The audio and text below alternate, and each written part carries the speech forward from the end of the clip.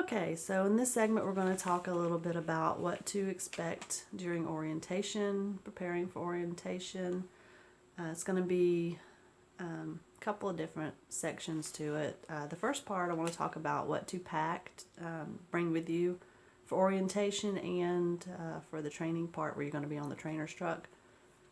And the second part is going to be about orientation itself, what to expect during orientation, how the orientation classes and whole process work. So this is a pretty long list. They may actually tell you what to bring with you and what not to bring with you. They may have specific things. Each company is different, so this is just some of the things that you may want to bring. You may not be able to bring all of them. Keep in mind also that you're probably not going to be close enough to drive your vehicle to orientation. Usually they'll reimburse you for your gas money to get there if you're close enough. Most of the time you're not going to be. So you're going to be put on a Greyhound bus. Yay! I hate the Greyhound bus. Oh my God. I have had a horrible experience on Greyhound, but anyway, I get sidetracked. That's a whole other issue we can maybe discuss later. So, Greyhound. They are going to have limits to how much your bags can weigh. I believe you can, your bag can weigh up to 50 pounds, and then you can have a carry-on bag which must fit in the overhead compartment. They will not allow you to sit anything in the aisle. They don't really want you holding anything in your lap. There was a guy that got on the bus that had a backpack, and he thought he was going to sit there with a backpack on his back, and they didn't allow him to do that. So keep that in mind. You probably won't be able to bring everything you want to bring because of that limitation. However, they will, once orientation is over, a lot of the times they will route you through home in case you need to get some other things that you couldn't bring with you on the Greyhound bus. Now remember, when you're getting on the truck, the trainer, he's a lot of times he's going to be out for weeks at a time. He's living in that truck. He has a lot of stuff. It's probably going to take up a lot of room, and you're not going to have a whole lot of room. I've seen some trainers that keep one closet empty for the student, and then I've seen some trainers that have no room at all. I didn't have any room for my stuff. I had to sleep with my laptop on the top bunk with me, my shower bag on the top bunk with me, my suitcase on the top bunk with me. So keep that in mind also. When you're bringing all these things, you might not want to bring as much as you think when you think about where you're going to have to put it. If you're going to be sleeping with that stuff, yeah, it's not going to be fun. The number one most important thing you need to bring with you is the right attitude, motivation to do the job, which will go a long way, and a willingness to learn, okay, and a lot of patience. You definitely are going to learn. If you're not a patient person, you probably are not going to last very long in this industry. So, with that in mind, we will move on to the actual items. For me, I brought a sleeping bag. When the truck is moving, you're going to be required to sleep on the bottom bunk. Although when you're parked, you may have the top bunk. The trainer may prefer the bottom bunk and put you up top. But as long as the truck is moving, when you're back there sleeping, you're going to have to sleep in the bottom bunk. They don't want you on top. So I brought a sleeping bag. So all I have to do is throw my sleeping bag on top of whatever's down there, his sheets, bedding, whatever. Throw my sleeping bag down in my pillow, and I'm good. So that's how I did it. Some people like the comfort of sheets. They just feel better, I know. But I brought my sleeping bag, and if it would have been summertime, I'd have probably brought with me a flat sheet, in case it got hot, to just cover up with just a sheet. But I started in the middle of winter, so I didn't even have that concern. So that's your bedding. You're going to need probably clothes for 5 to 7 days. You know, it depends on how much you can put in your bag, how much you're going to be able to carry with you. Bring clothes for all weather conditions, because depending on the time of the year, you may be up north and it's really cool and you have to wear long sleeves, long pants, a jacket, and you go down south and you're burning up. You wish you'd have brought your short sleeves and your shorts. So bring a variety of clothes depending on what time of the year it is. And even if you don't think you'll need a jacket, bring at least one jacket anyway. You'll want to bring a shower bag, a bag big enough for everything you need while taking a shower, plus your towel.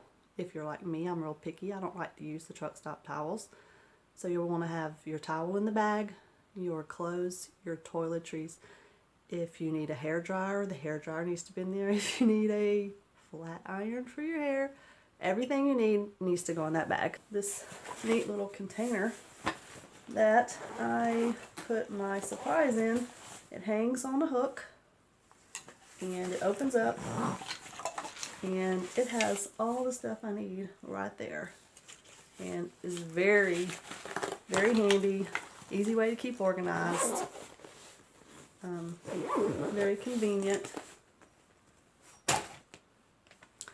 Another thing that I bring with me for the shower is the shower shoes. You'll hear a lot of people mention shower shoes. All that is like a pair of flip-flops or something to keep your feet up out of the water.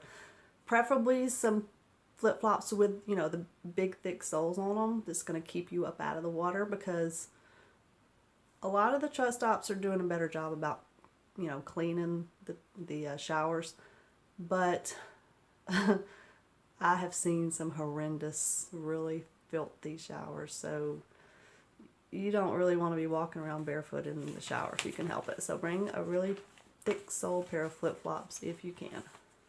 Bring everything you think you're going to need with you that you would normally need at home.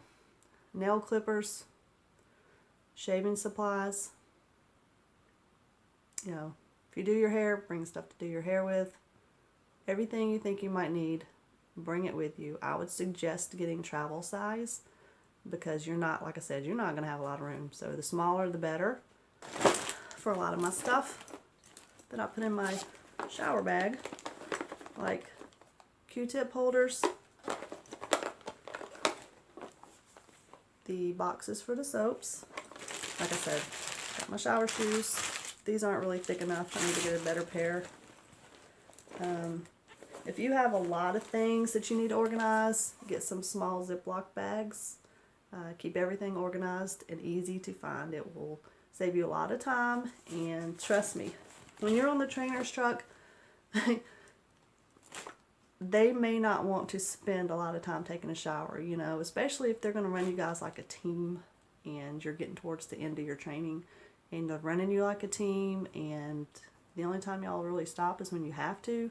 So you're just going to stop really quick, take a shower, grab a bite to eat and go. They may not want you to spend 2 hours in the shower. So the more time you can save, the better. Bring stuff to do your laundry with. What I like to take with me, you don't want to spill your laundry detergent. Powders are not good. They make a huge mess. Liquid may spill. And when I first started, it was hard to find the little, you know, the little pods that look like something you throw in your dishwasher. They actually make those for your laundry, and they're easier to find now than they used to be. So get you a small bag of those. If you want to carry less, like throw it in a Ziploc bag, bring it with you, and just a small pack of dryer sheets to do your laundry. And that works the best that I've found so far. You may not always be doing your laundry in a truck stop. You may be doing them at one of their company terminals. Same thing with a shower. You may not always be taking a shower at a truck stop. And not all truck stops have hair dryers. Some of them do, like the TA Petro have hair dryers. The Pilots and Loves, I'm pretty sure, do not. So if you're at one of those truck stops, or if you're at a terminal taking a shower and you know you need a hairdryer, you need to bring that with you. Sunglasses, if you're like me, you can probably tell I wear my sunglasses every day. My eyes are pretty sensitive to the light. I have to have my sunglasses. Sunscreen, you know, truck drivers have a higher rate of skin cancer, unfortunately. You're sitting in that truck with these huge windows and the sun beating down on you all day long. So bring your sunscreen. You'll need a pair of gloves, closed-toed shoes, or boots. Depending on which, I don't know, segment you're going to be getting into, if you're going to be doing the van or reefer, you may not need boots. They'll just want you to have closed-toed shoes. The steel-toed boots will be necessary if you're going to be doing the flatbed, because there are places that you go to. I've actually went to a steel company, and the guy not only asked if I had steel-toed shoes, but you know, he threatened to come stomp my toe just to make sure. So you want to make sure you got your steel-toed boots or shoes if you're going to be getting into the flatbed. Make sure you have what you need for your job. Flatbed also, you're probably going to need a safety vest, safety glasses, and definitely a hard hat. Now, if you're going to be doing van, tanker, or reefer, you may need the safety vest, you may need the safety glasses. You probably won't need the hard hat.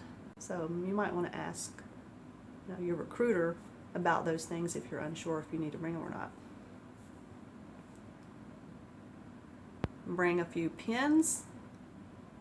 Bring a spiral notebook to not only take notes, but